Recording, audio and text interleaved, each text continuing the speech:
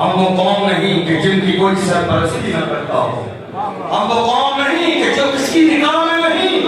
الحمدللہ ہمیں قرآن نے یہ مزاج دیا، اے لوگوں تم نے جس رسول کا کلمہ پڑھا ہے اس رسول کی شان یہ ہے کہ وہ ہر وقت تمہاری توجہ فرماتا ہے، ہر وقت تمہارے طرف دیکھتا رہتا ہے۔ امت بدرہ سے امت مسلمہ کی الحمدللہ سرپرستی ہر زمانے میں کی گئی ہے، آج بھی کی جا رہی ہے اور قیامت تک کی جائے گی۔ اور اس نبی کا حال یہ ہے جب پیدا ہوئے ہیں تو امت کی فکر ہے، الحمدللہ مدینے میں ہے تو امت کی فکر ہے، جب قبر سے اٹھیں گے تو امت کی فکر ہوگی، اور قیامت کے میدان میں منظر یہ ہوگا۔ میرے امام نے فرمایا سنتے ہیں کہ محشر میں صرف ان کی رسائی ہے، ان کی رسائی ہے، وہ جب تو بنائی ہے، سب نے صبح محشر میں للکار دیا ہم کو، اے بے قصوں کے آقا اب تیری تو آئی ہے۔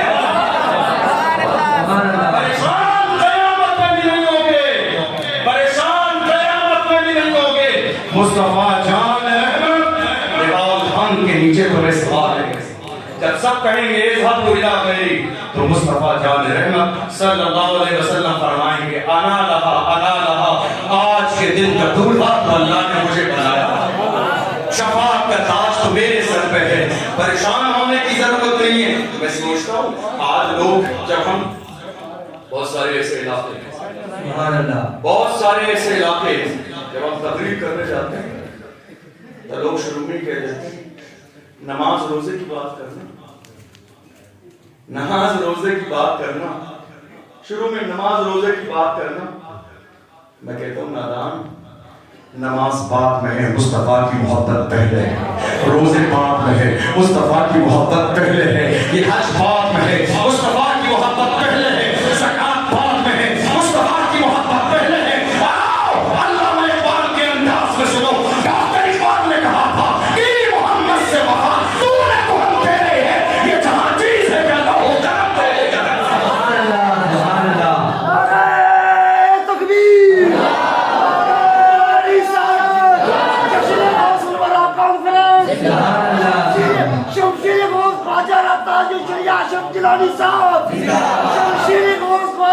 محبت رسول پہلے ہے۔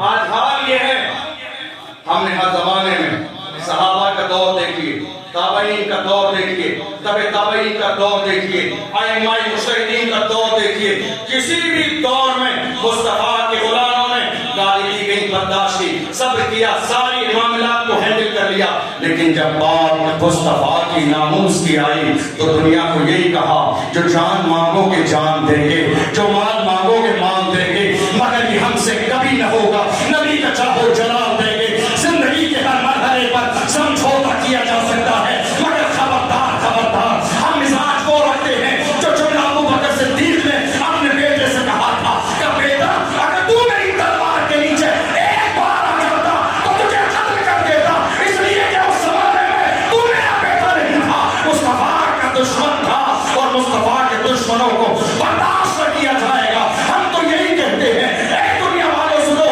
آؤ ہم آج بھی تمہیں سینے سے لگانے کے لیے تیار ہیں، مگر میرے امام نے کہا سینے سے کب لگائیں گے؟ آؤ آج بھی آ کے میرے امام کی چوکھٹ پر کی پکڑ کے کہو میں مجرم ہوں آقا مجھے ساتھ لے لو کہ رستے میں ہے جا بجا پیارے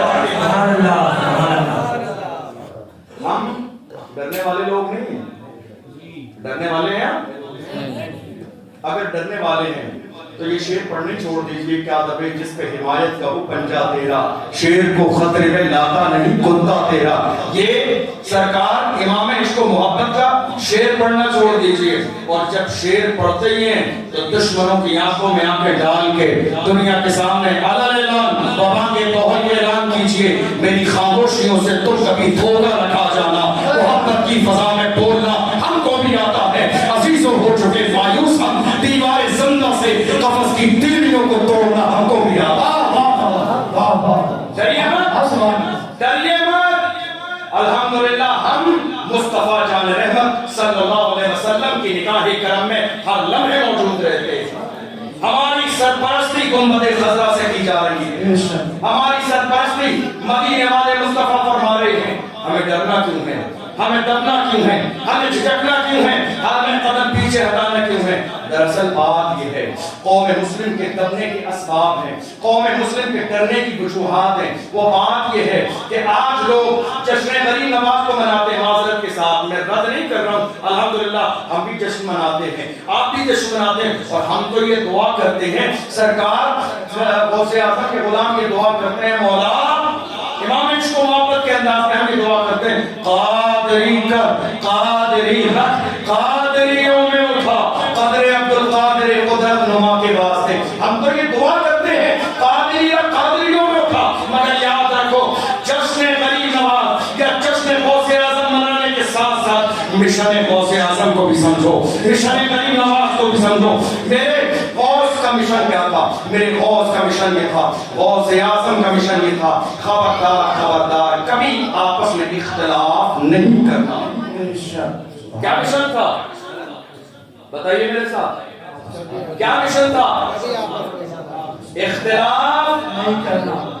آج ہمارے اختلاف ہے، علماء میں اختلاف، عوام میں اختلاف، مسجد کی کمیٹیوں میں اختلاف، صدر سیکریٹری اور خزانچی میں اختلاف، اماموں میں اختلاف، حفاظ میں اختلاف، سب میں اختلاف پایا جا رہا ہے۔ لوگ اگر سرپرستی میں نام پوسٹر میں بڑا بڑا نہ آئے اس میں بھی اختلاف، صدارت میں پوسٹر میں نام بڑا بڑا نہ پڑے اس میں بھی اختلاف، مسجد کی کمیٹیوں میں مجھے صدر بناؤ، مجھے سیکریٹری بناؤ، مجھے خزانچی بناؤ، پوسٹر میں نام میرا چھوٹا کیسے آیا، اخبار میں نیوز پیپر میں میرا نام چھوٹا کیسے آیا، فوٹو پیچھے کیوں آ گیا، میں یہ ہوں میں یہ ہوں، میری ذات یہ ہے، برادری یہ ہے، میں بڑی ذات کا ہوں چھوٹی ذات کا ہوں، میرا کاروبار یہ ہے، میں مالدار ہوں امیر ہوں غریب ہوں۔ آج قوم مسلم ان سارے اختلافات میں پڑھنے کے بعد میں ذلیل و رسوا ہو گئے۔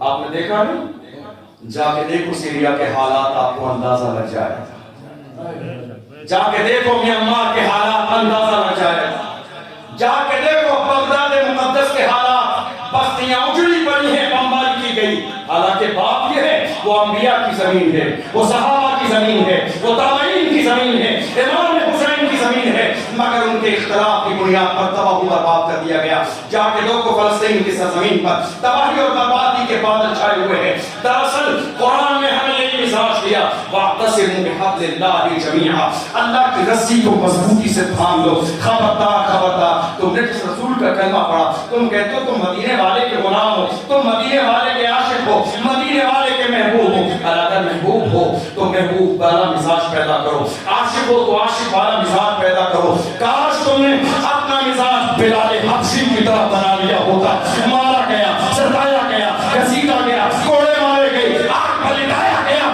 بلال سے کہا جاتا تھا بلال نام محمد چھوڑ دے، بلال میں کہتے تھے جان جاتی ہے تو جاتی رہے، دل سے مصطفیٰ کا نام نہ جائے گا، زبان سے ذکر محمد نہ جائے گا۔ اگر رسول کے غلام ہو تو اپنے مزاج کے اندر غلامی پیدا کرو۔ یاد رکھو تم یہ کہہ رہے ہو ہماری اونچی ذات ہے، ہماری نیچی ذات ہے، ہمارا قبیلہ بڑا ہے، ہمارا قبیلہ چھوٹا ہے، کیا حاصل کیا تم نے؟ کیا حاصل کیا مجھے بتاؤ؟ اسی ملک ہندوستان کی سرزمین پر تبریز انصاری کو مار دیا گیا، کیا کیا تم نے؟ کیا حاصل کیا تم نے؟ پہلو خان کو مار دیا گیا، کیا حاصل کیا تم نے؟ تمہارا اختلاف اندور کی سرزمین پر ایک چوڑی والے کے ساتھ موبلک کی گئی، کیا حاصل کیا تم نے؟ تم ایک جملہ نہ نکال سکے، تم بول نہ سکے، تم اپنی رائے نہ دے سکے، تمہاری زبان سے ڈر کی وجہ سے ایک جملہ نہ نکلا، کہیں ہمارا نام نہ آ جائے، کبھی ہمیں بلا نہ دیا جائے، کبھی ہمارا انٹرویو نہ ہو جائے، کبھی کلیکٹری میں ہمیں بلا نہ دیا جائے، کبھی ہمیں جیل میں بند نہ کر دیا جائے۔ تم دنیا میں اتنا ڈرتے رہو گے تو دنیا تمہیں ڈراتی رہے گی، دنیا تمہیں دباتی رہے گی۔ حال یہ ہے تم بولنا سیکھو، تم بولنا سیکھو، آواز نکالنا سیکھو، نظروں سے نظریں ملانے کا مزاج پیدا کرو، اپنے اندر قائدانہ صلاحیتیں پیدا کرو۔ اس لیے ہے تم ڈرتے رہو گے، زمانہ تباتا رہے گا۔ کسی شاعر نے کہا تھا کچھ نہ کہنے سے چھن جاتا ہے اعجاز سخن، ظلم سہنے سے بھی ظالم کی مدد ہوتی ہے۔ تم ظلم سہتے رہو گے، دنیا ظلم کرتی رہے گی، تم ڈرتے رہو گے، دنیا تمہیں دباتی رہے گی، تم ڈرتے رہو گے، دنیا تمہیں ڈراتی رہے گی، تم پیچھے ہٹتے رہو گے، دنیا تمہیں پیچھے ہٹاتی رہے گی۔ ارے تم محمد کے غلام ہو، تمہاری شان یہ ہے، رسول کا ایک غلام جب جنگل سے نکلا ہے، راستے میں شیر مل گیا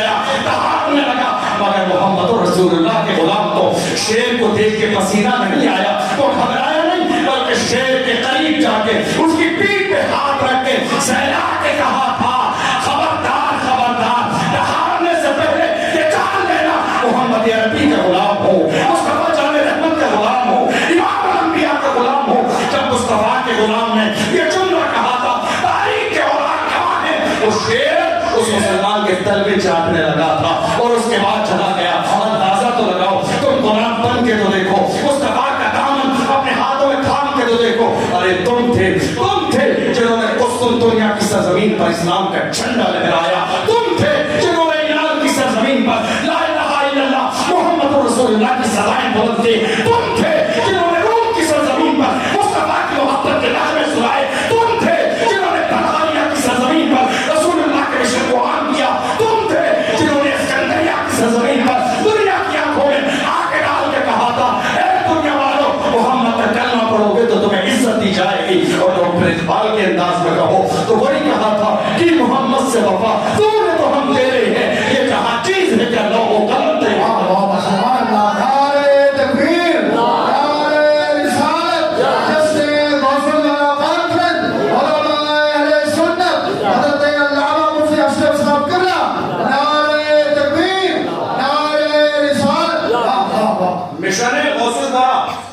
सरकार गौसे आजम का मिशन क्या है? आपकी अगर शान पर बात करूं, आप जानते हो उलमा हमेशा बयान करते हैं, ये चीजें सब जानते हैं आप। सरकार गौसे आजम की शान ये है, आपके पैदा होने से पहले हजरत जुनैद बगदादी ने बगदाद की जामा मस्जिद के मिंबर से खड़े होकर ऐलान किया था, ऐ लोगों, अनकरीब बगदाद की सरजमीन पर एक ऐसा अल्लाह का वली आने वाला है जो इसी मिंबर से खड़े होकर ऐलान करेगा, मेरा ये कदम तमाम वलियों की गर्दनों पर है। आने से पहले, पैदाइश गौसे आजम से पहले जुनैद बगदादी ऐलान फरमा रहे हैं। और उसके बाद जब ऐलान फरमाया, आखिरी जुमला जुनैद बगदादी का ये था, ऐ मेरे आका गौसे आजम, आप जब पैदा होंगे, जब दुनिया में आएंगे, जब आप परवान चढ़ेंगे, जवानी का दौर आएगा, और जब आप मिंबर पर खड़े होकर ऐलान करेंगे, मेरा ये कदम तमाम वलियों की गर्दनों पर है, औलिया इकराम गर्दन झुकाएंगे। आप जब करेंगे, ऐलान करेंगे, ऐ गौसे आजम, मैं अभी से अपनी गर्दन झुका देता हूँ, अभी से मैं कबूल करता हूँ, आपका ये कदम मेरी गर्दन पर भी है। मेरे इमाम ने इसी को अपने अंदाज में कहा, ऐ मेरे गौसे आजम, ये दिल, ये जिगर है, ये आंखें, ये सर है, जहाँ चाहो रखो कदम गौसे आजम। अल्लाह अकबर। गौसे आजम रज़ी अल्लाह तआला अन्हु की शान ये है। आज मेरा भी दावा है, हम गौसे आजम से मोहब्बत करते हैं, आपका भी दावा है, गौसे आजम से मोहब्बत करते हैं। मुझे बताओ तो सही, मोहब्बत का मिजाज पहचानते हो आप? मोहब्बत का अंदाज जानते हो आप? सरकार गौसे आजम की उम्र 4 साल की है। हाल ये है, गैब से आवाजें आती हैं गौसे आजम रज़ी अल्लाह तआला अन्हु को, ऐ अब्दुल कादिर, तुम आशिक बनोगे या महबूब बनोगे? आशिक बनोगे या महबूब बनोगे? कई बार जब गैब से आवाज सुनी आपने, वालिदा के पास गई, वालिदा सुभान अल्लाह, माँ पर बात करो तो माँ बेमिसाल, वालिद पर बात करो तो वालिद बेमिसाल, खानदान पर बात करो तो खानदान बेमिसाल।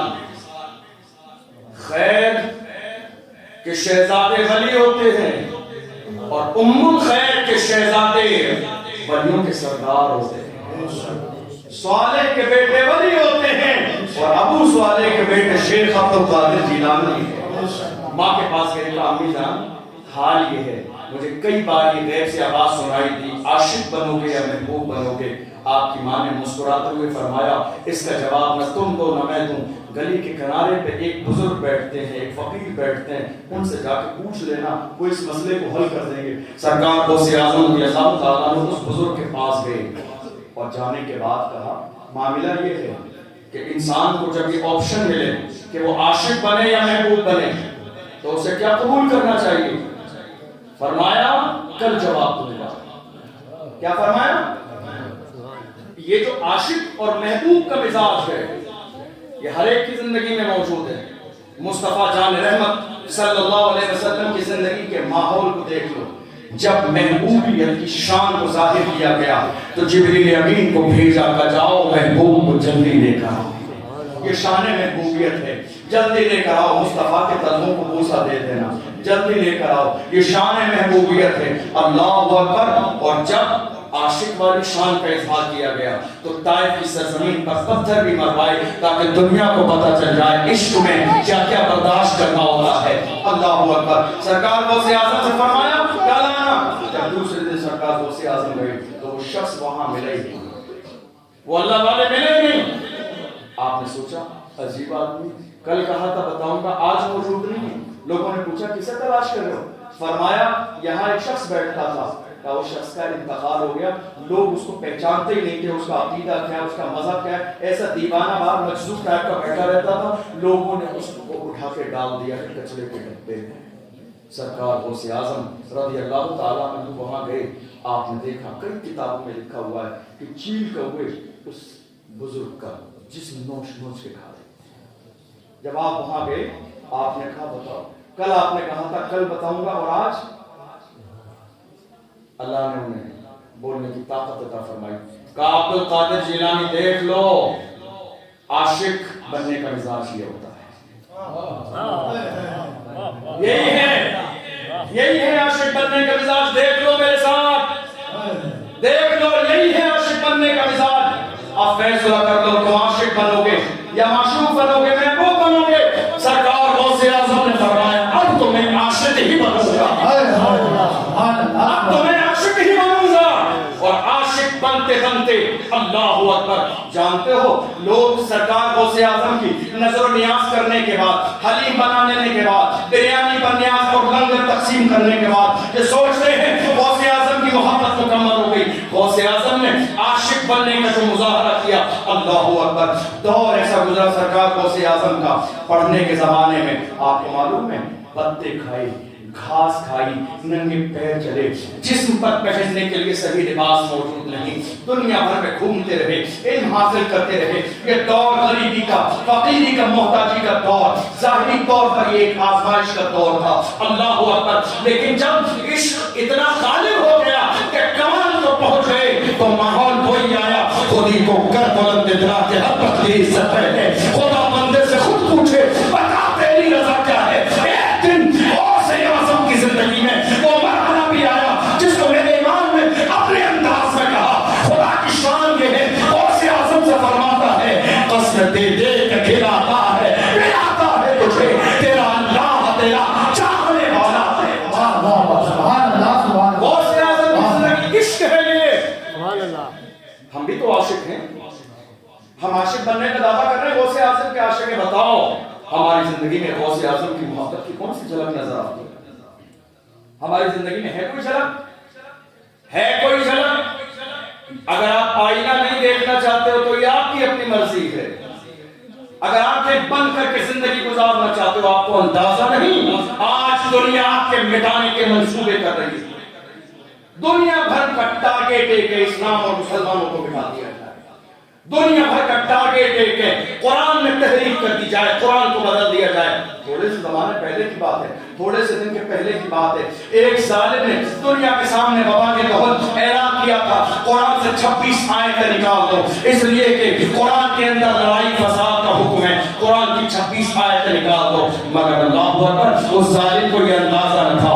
اللہ, قرآن کو بدلنے کی بات, قرآن کے تحریف کی بات, یہ قرآن آج نازل نہیں ہوا, 1400 سال کا زمانہ گزر گیا. 1400 سال کے زمانے میں ذرا دیکھیے بڑی بڑی حکومتیں بدل گئیں, سلطنتیں بدل گئیں, لوگوں کے رہن سہن کا مزاج بدل گیا, اطوار بدل گئی, طریقے بدل گئی, سوچ بدل گئی, راجا مہاراجا بدل گئے, بادشاہ بدل گئے, کرنسیاں بدل گئی. مگر اللہ کی شان دیکھو, 1400 سال پہلے جو قرآن مکے مدینے میں نازل ہوا تھا, آج بھی راجوری کی سرزمین پر وہی قرآن موجود ہے.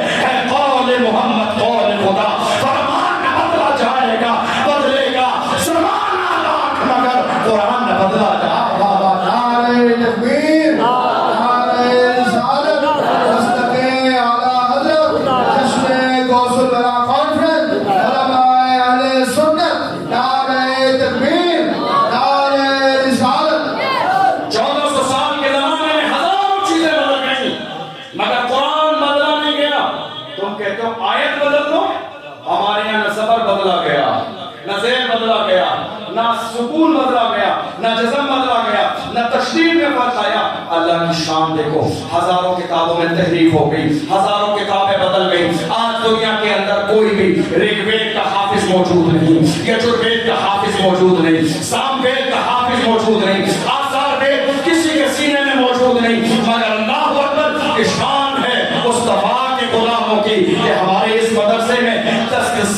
بچوں کے سینے میں قرآن کے 30 پارے موجود ہیں. یہ اعجاز ہے محمد کے غلاموں کا, یہ شان ہے محمد کے غلاموں کی. اللہ اکبر. قرآن کے 30 پارے.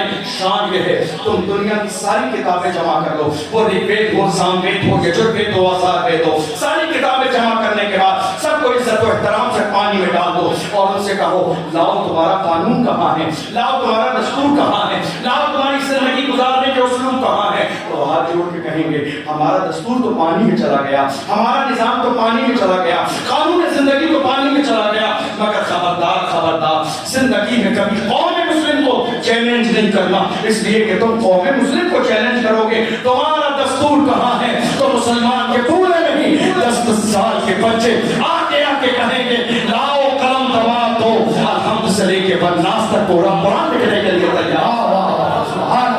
قرآن ہمارے سینوں میں محفوظ فرما دیا ہے. میں کہتا ہوں ظالموں, تم یہ کہہ رہے ہو قرآن بدل دو, تمہارے باپ دادا نے تو یہی نعرہ لگایا, ابو جہل کا بھی تو یہی نعرہ تھا, ابو لہب کا بھی تو یہی نعرہ تھا, عتبہ و شیبہ کا بھی تو یہ نعرہ تھا. مگر اللہ اکبر, نہ قرآن بدلا ہے نہ قرآن بدل سکتا ہے. قرآن کے بدلنے کا نعرہ لگانے والے بدل گئے, ذلیل ہو گئے, رسوا ہو گئے, اور جنہوں نے قرآن کو مضبوطی سے تھام لیا. کوئی امام اعظم بنا, کوئی امام شافعی بنا, کوئی احمد بن حنبل بنا, کوئی امام مالک بنا, کوئی علامہ ابن سیرین کے نام سے مشہور ہوا. کسی کو دنیا نے علامہ حجر اسقلانی کے نام سے جانا, کسی کو دنیا نے جلال الدین سیوطی کے نام سے جانا.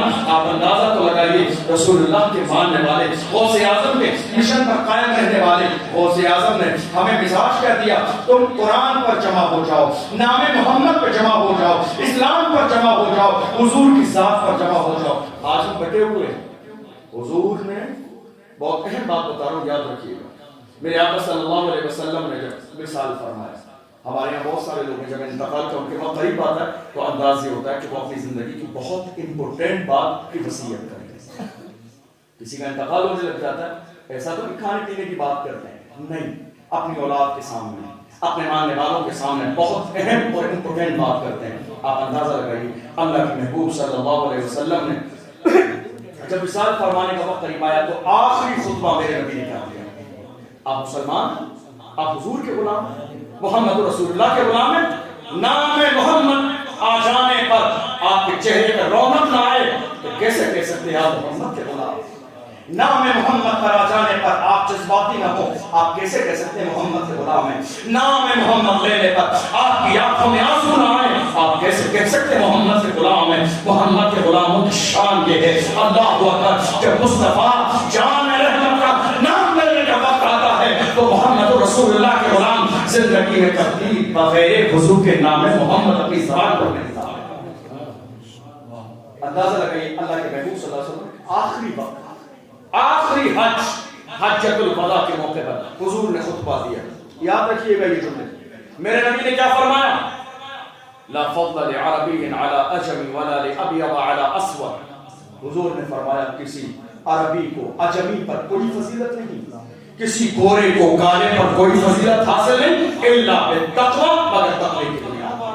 آپس میں اس چیز کو لڑائی کا مدعا نہ بنانا, یہ گورا ہے, یہ کالا ہے, یہ امیر ہے, یہ غریب ہے, اس کی ذات اونچی ہے, اس کی ذات نیچی ہے, یہ اونچی ذات کا, یہ نیچی ذات کا, یہ مالدار ہے, اس کا گھر چھوٹا ہے اور بڑا ہے, اس کے گھر مٹی کا فرش ہے, اس کے گھر سنگ مرمر لگا ہوا ہے. ان ساری چیزوں کو لے کے خبردار اختلاف نہ کرنا. قرآن نے کہا انما المؤمنون اخوہ, کلمہ پڑھنے والے سارے آپس میں بھائی بھائی ہیں. اندازہ تو لگاؤ, اسلام نے ہمیں مزاج کیا دیا, قرآن نے ہمیں مزاج کیا دیا, ہمارے آقا نے ہمیں مزاج کیا دیا. یہ دنیا کی رنگینیاں, یہ دولت, یہ شہرت, یہ پاور, یہ عزت, یہ مان, یہ جاہ و جلال, آپ جانتے ہو سکندر ذوالقرنین نے جب مرنے کا وقت قریب آیا تو جانتے ہو اپنے وزیروں غلاموں کو کیا نصیحت کی؟ فرمایا میرے مر جانے کے بعد میں کفن سے میرے ہاتھ باہر نکالنا اور سارے شہر میں میرے جنازے کو گھمانا. لوگوں نے کہا حضور ایک عجیب سی بات ہے, بادشاہ وقت کے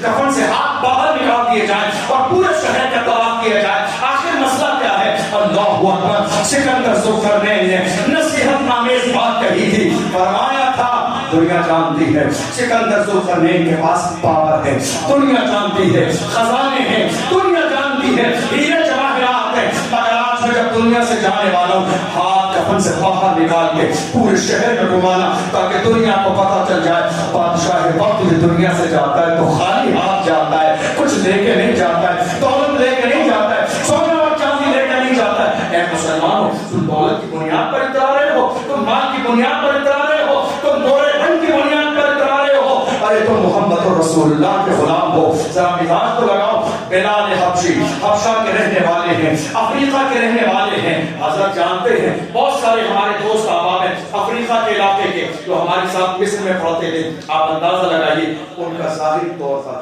سارا رنگ کالا ہوتا ہے سوائے ان کے داغ کے، ان کے جسم میں آپ کو کوئی چیز نظر نہیں آئے گی۔ جو لوگ حج کرنے جاتے ہیں وہ دیکھتے ہیں افریقہ کے لوگ ظاہری طور پر کالے ہوتے ہیں، مگر اللہ اکبر نہ محمد رسول اللہ کی بارگاہ میں گورے اور کالے رنگ کا کوئی فرق ہے، نہ صحابہ کی زندگی میں گورے اور کالے رنگ کا کوئی فرق ہے۔ بلال حبشی کو مکہ کی زمین پر مارنے والوں نے مارا کہ بلال کا رنگ کالا ہے، مگر محمد رسول اللہ کی نظر میں بلال کے کالے رنگ کو نہیں، بلال کے گورے دل کو دیکھا تھا، اسی لیے خریدا۔ اور جب مصطفیٰ کی بارگاہ میں آئے میرے نبی نے پاگے پھیلا کے سینے سے لگایا، سینے سے لگے، وہ اپنے انداز میں کہتے تھے یا رسول اللہ جب تک ٹھکانا تھا تو کوئی پوچھتا نہ تھا، تم نے خرید کے مجھے موت کر دیا۔ کوئی فرق نہیں ہے، کوئی فرق نہیں ہے، نہ گورے کا نہ کالے کا، نہ امیر کا نہ غریب کا۔ بلال حبشی اللہ اکبر جب اذان دینے کی بات آئی ہے بڑے بڑے دولت والے، بڑے بڑے پاور والے، بڑے بڑے شہرت والے موجود ہیں، مگر اللہ اکبر بلال ہے۔ بلال سے کہا جا رہا ہے بلال کعبے کی چھت پہ چڑھ کے اذان دے دے تاکہ دنیا کو پتہ چل جائے محمد رسول اللہ دولت نہیں دیکھتے ہیں، میرے رسول کی بارگاہ میں دل دیکھتے ہیں۔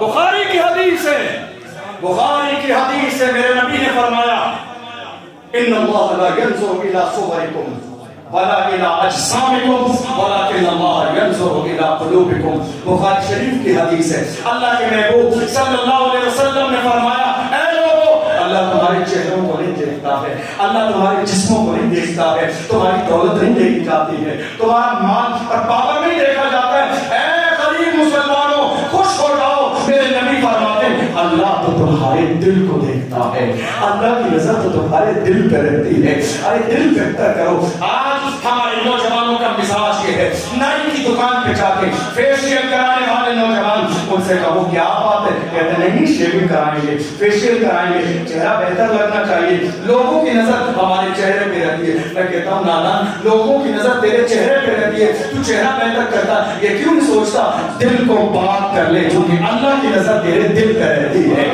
دل کو گناہوں سے پاک کر لے، دل کو کینے سے پاک کر لے، دل کو حسد سے پاک کر لے۔ حضرات میں عرض کر رہا تھا سرکار غوث اعظم رضی اللہ تعالیٰ عنہ کے ہم ماننے والے ہیں، آپ کا ذہن ایک طرف ایک سیاسی طور پر لے جانا چاہتا ہوں۔ سرکار غوث اعظم توجہ ہے آپ کی، سرکار غوث اعظم کی زندگی کا وہ پہلو جو شاید آپ کی نظر سے نہ گزرا ہو۔ سرکار غوث اعظم رضی اللہ عنہ جب بغداد میں آئے، آپ کہاں کے رہنے والے ہیں؟ ایران جو قصبہ ہے جیلان وہ ہے ایران میں، اور ایران کی زبان ہے فارسی، ایران کی زبان ہے فارسی۔ سرکار غوث اعظم رضی اللہ عنہ علم حاصل کرنے آئے، وہ سارا واقعہ آپ کے ذہن میں ہے جو آپ جانتے ہیں وہ نہیں دہراؤں گا۔ آپ علم حاصل کرنے آئے، آپ عالم بنے، فاضل بنے، اور جوانی کے دور میں بغداد کے شلوغ کے شیخ بن گئے۔ جوانی کے دور میں تمام علماء کے محدثین کے استاد بن گئے، لیکن آپ کا عالم یہ تھا کہ آپ تقریر نہیں فرماتے تھے، آپ کے مزاج میں یہ تھا کہ چونکہ میں عرب کی سرزمین پر ہوں اور ان بغداد کے رہنے والے چونکہ یہ صاحب زبان کہلاتے ہیں، میرے امام عشق و محبت نے کہا تھا فصحا عرب کے بڑے بڑے تیرے آگے یوں ہے لبے لچے، کوئی جانے منہ میں زبان نہیں بلکہ جسم میں جان نہیں۔ اللہ اکبر، ان عرب کے رہنے والوں کو اپنی زبان پر بڑا ناز تھا۔ اللہ اکبر، اسی لیے سرکار غوث اعظم ابتدائی زمانے میں خطبہ ارشاد نہ فرماتے تھے، مگر اللہ اکبر ایک رات مصطفیٰ جان رحمت تشریف لائے خواب میں غوث اعظم۔ سنا ہے آپ ہر عاشق کے گھر تشریف لاتے ہیں، میرے گھر میں بھی ہو جائے چراغاں یا رسول اللہ۔ اور ہم امام عشق و محبت کے ماننے والے ہیں، ہم تو یہ بھی دعا کرتے ہیں، سنا ہے آپ ہر عاشق کے گھر تشریف لاتے ہیں، ہم سب کی قبروں میں بھی ہو جائے اجالا یا رسول اللہ۔ میرے نبی تشریف لائے، فرمایا شہزادے، خطاب ہو؟ شہزادے خطاب کیوں نہیں کرتے؟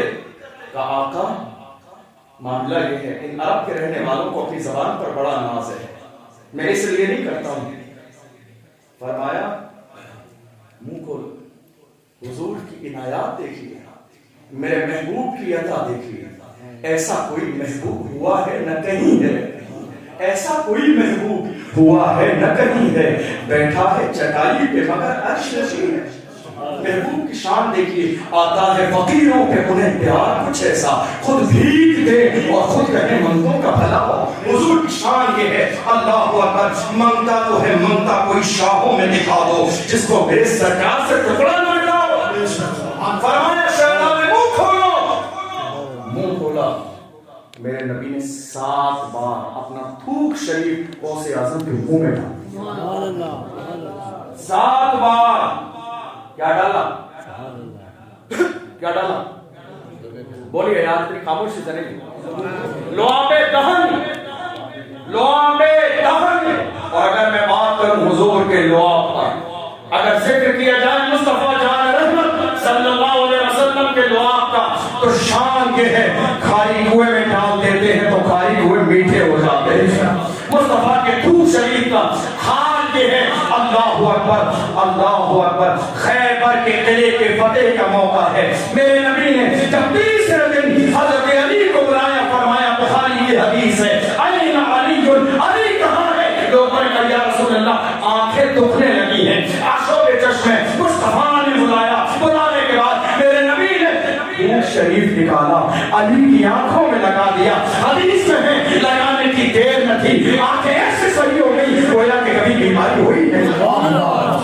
یہ مصطفیٰ کا لعاب دہن ہے، جنگ بدر کا موقع ہے۔ مصطفیٰ جان رحمت کے غلام جو چھوٹے چھوٹے بچے جنہوں نے ابو جہل کو قتل کیا، ابو جہل کے بیٹے حضرت اکرمہ جو بعد میں کلمہ پڑھ کے مسلمان ہوئے، انہوں نے اس رسول اللہ کی جانثار کے ہاتھ پر تلوار سے وار دیا، ہاتھ کٹ کے زمین پہ گر گیا۔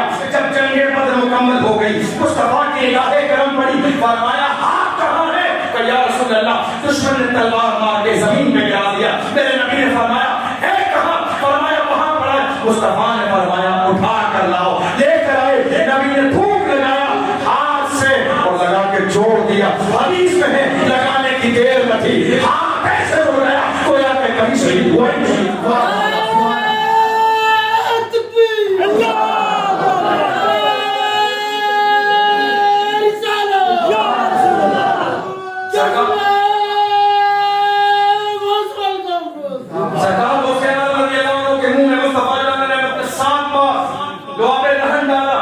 فرمایا خطاب شروع کرو۔ اس کے بعد حضرت مولا علی رضی اللہ عنہ خواب میں تشریف لائے، آپ نے بھی وہی فرمایا اور 6 بار لعاب حضرت غوث اعظم کے منہ میں ڈالا۔ اللہ اکبر۔ فرمایا حضور نے 7 بار ڈالا تھا، آپ نے 6 بار ڈالا۔ فرمایا میں برابری نہیں کر سکتا، میں برابری نہیں کر سکتا حضور کی۔ اگر آپ کا ذہن حاضر ہے تو مجھے ایک بات یاد آتی ہے، علی کی شان دیکھو۔ آج تو صرف نماز پڑھنے والے کہتے ہیں ہماری طرح، وہ کہتے ہیں ہماری طرح۔ علی کو دیکھو، علی کی شان یہ ہے کہ رشتے میں مصطفیٰ جان رحمت صلی اللہ علیہ وسلم کے چچا زاد بھائی ہیں، یہ ایک رشتہ ہے۔ داماد مصطفیٰ جان رحمت ہیں، یہ دوسرا رشتہ ہے۔ حسین کے بابا ہیں، یہ تیسرا رشتہ ہے۔ اور دیکھیے ایک موقع وہ بھی تھا جب مصطفیٰ نے ہجرت فرمائی تو مکے اور مدینے والے صحابہ کو میرے نبی نے جمع فرمایا، اور جمع فرمانے کے بعد ان دونوں میں رشتے اخوت بھائی چارے کا رشتہ قائم کروایا۔ ایک مکے والا ایک مدینے والا، دونوں کا ایک دوسرے کا ہاتھ میں ہاتھ دیا، لیکن آخر میں علی بچ گئے۔ کسی کے ہاتھ میں میرے نبی نے ہاتھ نہ دیا۔ علی نے کہا یا رسول اللہ آپ نے سب کو ایک دوسرے کا بھائی بنا دیا مگر مجھے کسی کا بھائی نہ بنایا۔ اے علی آپ کے قدموں پہ ہماری جانیں نثار۔ مصطفیٰ فرماتے انت اخی فی الدنیا والآخرہ، اے علی تو دنیا و آخرت میں میرا بھائی ہے۔ علی تو دنیا و آخرت میں میرا بھائی ہے۔ وہ علی ہے، رشتہ چچا زاد بھائی ہیں۔ مصطفیٰ نے اپنی زبان سے انہیں کہا تو میرا بھائی ہے، میں تیرا بھائی ہوں، مگر اندازہ لگائیے پوری زندگی میں کبھی ایک بار بھی حضرت علی نے مصطفیٰ جان رحمت صلی اللہ علیہ وسلم کو بھائی نہ کہا۔ جب بھی کہنے کی بات آئی شمس الضحیٰ کہا، بدر الدجیٰ کہا، صدر العلا کہا، نور الہدیٰ کہا، کہف الورا کہا، مصباح الظلم کہا،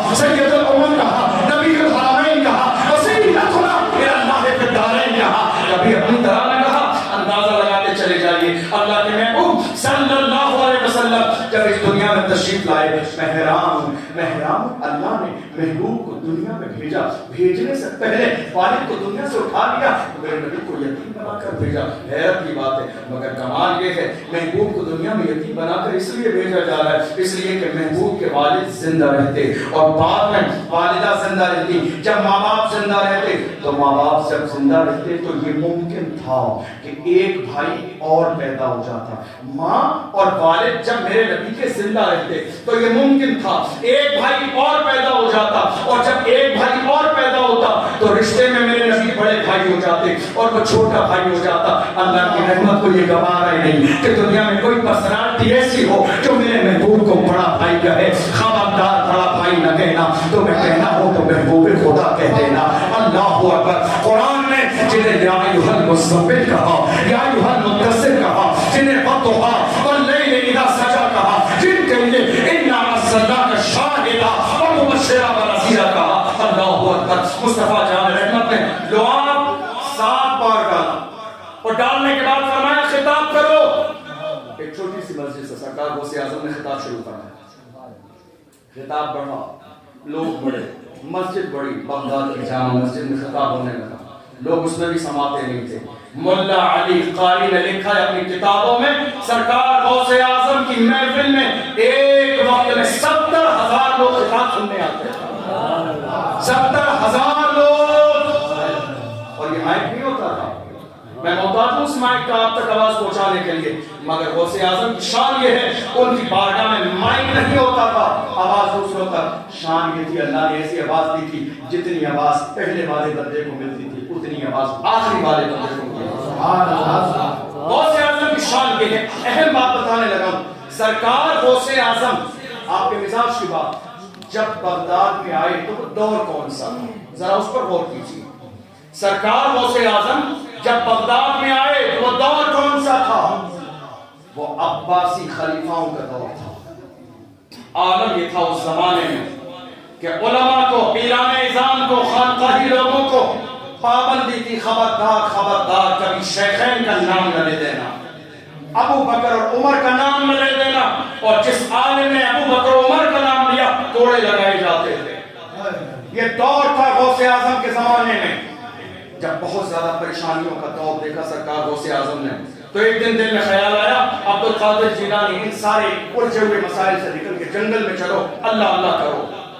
پھر اس کے بعد جب یہ پلان کیا ایک زمانے تک نیشاپور گئے, مدائن گئے, موصل گئے, الگ الگ علاقوں کا روحانی سفر کیا, لیکن غیر سے آواز آئی عبد القادر جیلانی تمہیں اس لیے پیدا نہیں کیا گیا, تمہیں پیدا ہی اس لیے کیا گیا ہے کہ تم امت کی رہبری کرو.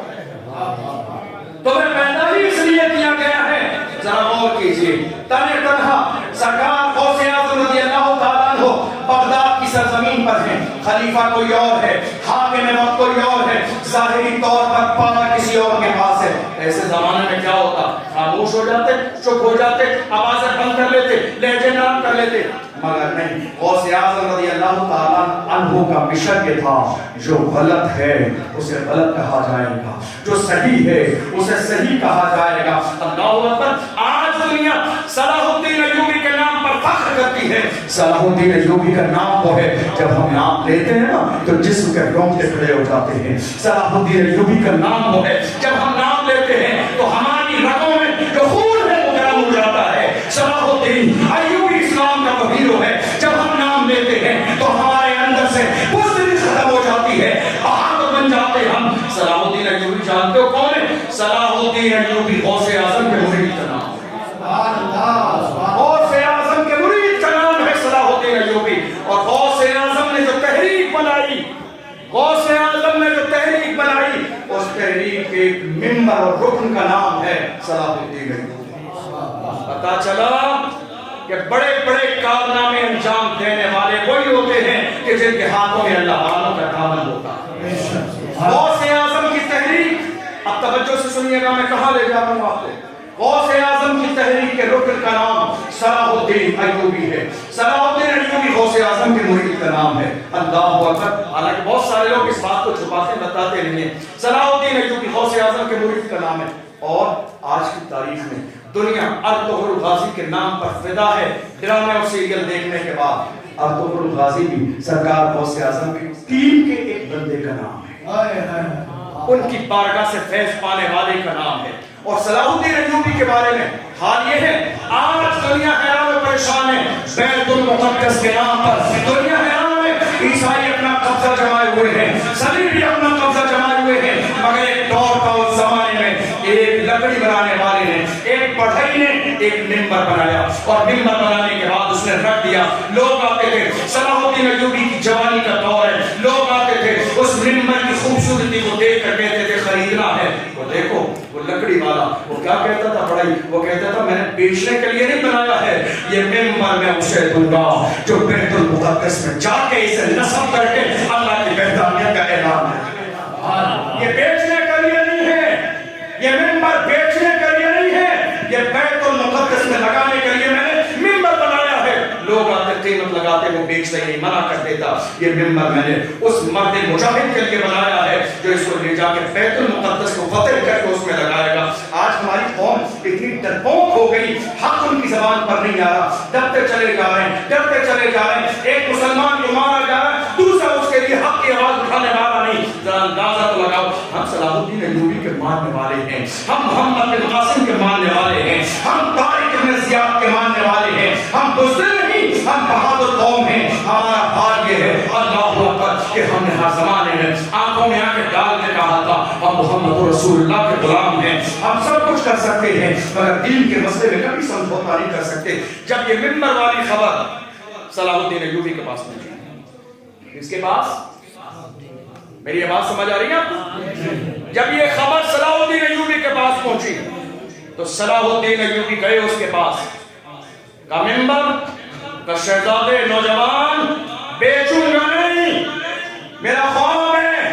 آج دیکھو ہمارا خواب کیا ہے، اللہ پیسے دے دے، گھر اچھا بن جائے، شادی ہو جائے، کاروبار ہو جائے، ہم فلاں شہر گھومنے جائیں، فلاں ملک گھومنے جائیں۔ یہ ہمارے اپنے نوجوانوں کا مزاج ہے۔ دیکھو اسلام کے ہیرو کا مزاج کیا ہے، مجھے چین کی نیند اس دن آئے گی جس دن عیسائیوں کے ہاتھ سے بیت المقدس فتح کر دیا جائے گا، مجھے چین کی نیند اس دن آئے گی جب صلیبیوں کے ہاتھ سے بیت المقدس کو فتح کر دیا جائے گا۔ فرمایا یہ مجھے دے دو، کہ شہزادے یہ بیچنے کے لیے نہیں ہے، یہ میں اس جانباز کو دوں گا جو اسے لے جا کے بیت المقدس کو فتح کر کے اس کو نصب کر دے گا اور اس پہ کھڑے ہو کے اللہ کی وحدانیت اور رسول کی رسالت کا اعلان فرمائے گا۔ تو صلاح الدین ایوبی نے کہا گواہ ہو جاؤ، گواہ ہو جاؤ، اللہ کے فضل سے یہ کام صلاح الدین ایوبی کرے گا، غوث اعظم کا غلام کرے گا یہ کام۔ ممبر لیا اور لینے کے بعد میں اللہ اکبر، صلاح الدین ایوبی کے کانوں میں ایک خبر اور آئی۔ جب اس زمانے میں ان شہزادوں نے، صلیبی شہزادوں نے مسلمانوں کے قافلے کو لوٹا اور لوٹنے کے بعد مسلمانوں کو مارا، اور مارنے کے بعد توجہ رکھیے گا ایک اہم بات، مارنے کے بعد جانتے ہو ان ظالموں نے مسلمانوں کو تانا دے کے کہا تھا این محمدکم یدعو ینصرکم، کہاں ہے تمہارے محمد، کہاں ہے تمہارے محمد، بلاؤ تمہارے محمد کہیں، بلاؤ تمہاری مدد کریں۔ جب یہ جملہ صلاح الدین ایوبی کے کانوں میں پہنچا، تقریباً 2 سال کا زمانہ گزرا، صلاح الدین ایوبی نے 2 سال تک پیر پھیلا کے کبھی بستر پہ لیٹے رہے۔ 2 سال تک صلاح الدین ایوبی اس جملے کو سننے کے بعد 2 سال تک صلاح الدین ایوبی پیر پھیلا کے بستر پہ لیٹے رہے کہ اس ظالم نے میرے نبی کی شان میں گستاخی کی ہے۔ صلاح الدین ایوبی کے چین تب آئے گا جب اس ظالم کو جہنم میں پہنچا دیا جائے۔ یہ مزاج تھا محمد کے غلاموں کا، یہ مزاج تھا ایمان والوں کا، یہ مزاج تھا غوث اعظم کے ماننے والوں کا۔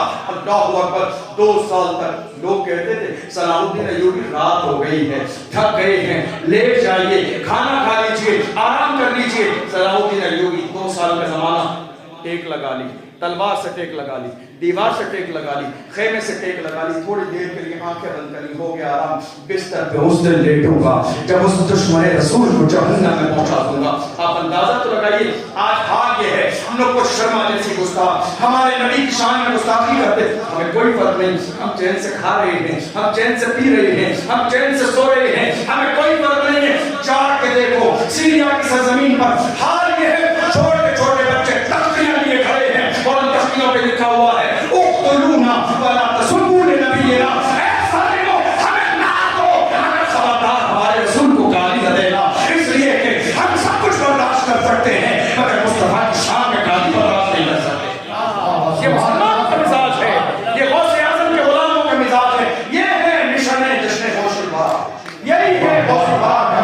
کسی بھی طور پر اسلام اور پیغمبر اسلام کی شان میں گستاخی برداشت نہیں کی جائے گی۔ حضرت سلام کی ہوئی 2 سال کے بعد جب لشکر کو لے کے نکلے، آپ جانتے ہیں اس لشکر میں کون تھا؟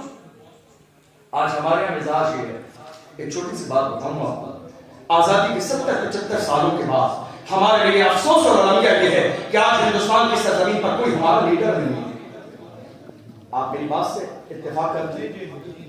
70-75 سالوں میں ہمارے پاس کوئی لیڈر نہیں ہے۔ آج کی تاریخ میں ہمارے اوپر ظلم ہو، ہمیں مارا جائے، ہمیں ستایا جائے، ہمیں جیل میں ڈالا جائے، ہماری زبانوں کو بند کر دیا جائے، ہماری حمایت میں کوئی یہ جملہ بولنے والا نہیں ہے۔ اور ان مسلمانوں کا ہاضمہ اتنا کمزور ہو گیا، کوئی سال یا 5 سال ظلم کرنے والے، جب 5واں سال الیکشن کا دور آتا ہے تو یہی لوگ ظلم کرنے والے آ کے ہماری کسی درگاہ پر ایک چادر چڑھا دیتے ہیں، مسلمان خوش ہو جاتے ہیں۔ نہیں، انہوں نے ہمارے بزرگ کی مزار پہ چادر چڑھائی ہے، وہ تو اچھا مزاج رکھتے ہیں۔ مجھے بتاؤ آج کتنے مسائل ہمارے ملک کی سرزمین پر ہیں؟ ذرا سوشل اکاؤنٹ ذرا چیک کر کے دیکھ لینا، ٹویٹر اکاؤنٹ چیک کر کے دیکھ لینا، یہ جتنی بھی پارٹیاں آج ہمارے ملک میں موجود ہیں۔ حجاب کا مسئلہ آیا، مجھے بتاؤ آواز کس نے اٹھائی؟ قرآن کا مسئلہ آیا، آواز کس نے اٹھائی؟ سی اور این آر سی کا مسئلہ آیا، آواز کس نے اٹھائی؟ مسلمانوں کو قتل کیا گیا، آواز کس نے اٹھائی؟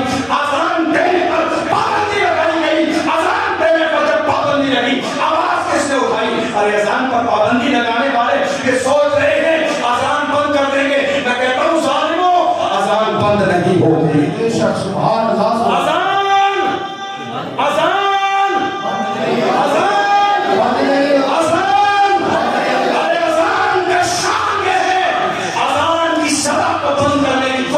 ابو جہل نے بھی کی مگر اذان بند نہ ہوئی، عتبہ نے بھی کی مگر اذان بند نہ ہوئی، شیبہ نے بھی کوشش کی مگر اذان بند نہ ہوئی۔ الحمدللہ ہمارے سینے میں اتنا دم ہے، دنیا کے ہر کونے پہ جا کے اذان دیں گے، اذان دیں گے، اس لیے کہ ہم الحمدللہ بدر کا مزاج رکھتے ہیں، ہم بدر کا مزاج رکھتے ہیں اور کہتے ہیں یا رسول اللہ اگر ہماری جان کی بھی نوبت آ گئی تو ہم جان دے دیں گے مگر اسلامی جھنڈے کو جھکنے نہیں دیں گے۔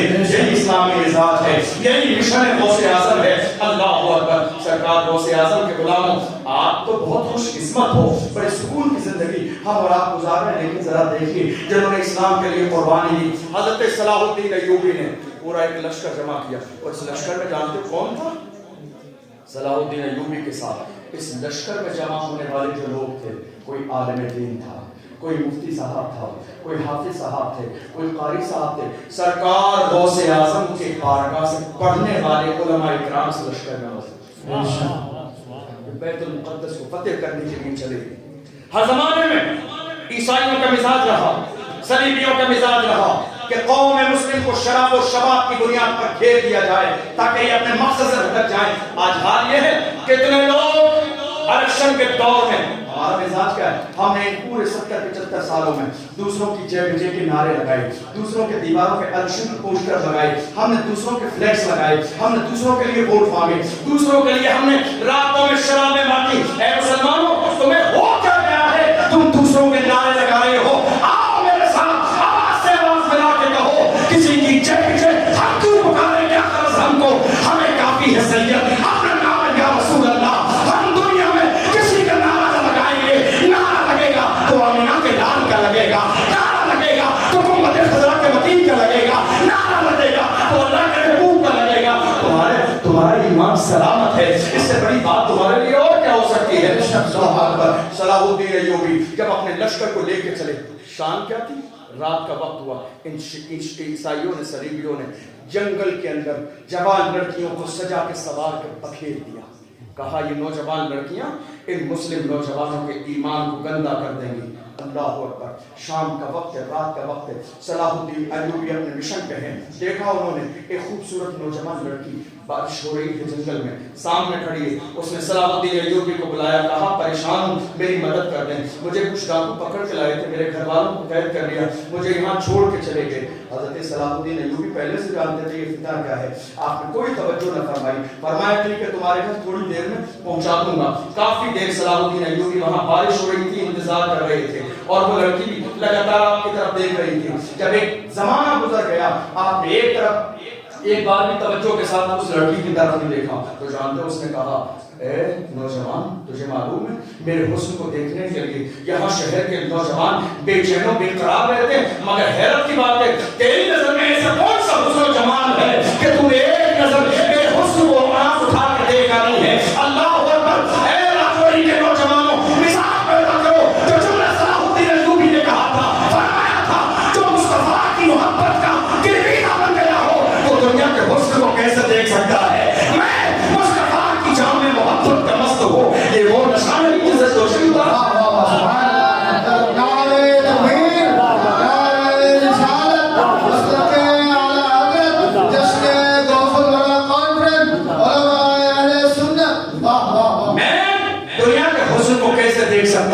جس کی نظر میں مصطفیٰ کے جلوے ہیں، جس کی نظر میں مصطفیٰ کی زندگی ہے، جس کی نظر میں مصطفیٰ کا جمال جہاں آنا ہے۔